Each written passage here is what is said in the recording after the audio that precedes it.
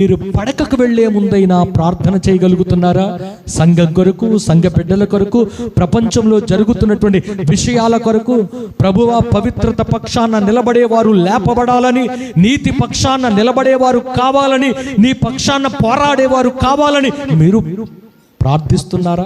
అలా ప్రార్థించకపోతే మన క్రైస్తవ జీవితం వ్యర్థం. ఇంకా మారవలసిన వాళ్ళు చాలా మంది ఉన్నారు. ఇంకా బాప్తిస్మములోకి రావాల్సినటువంటి యంగ్స్టార్స్ చాలా మంది ఉన్నారు. మీరు అందరూ ఏం చేయాలట? వారి కొరకు విజ్ఞాపన చేయాలి. ప్రభువా, మా యవ్వన బిడ్డలను మీరు సంరక్షించండి. ప్రభువా, మా యవ్వన బిడ్డలకు రక్షణ మీరు అనుగ్రహించండి నాయన.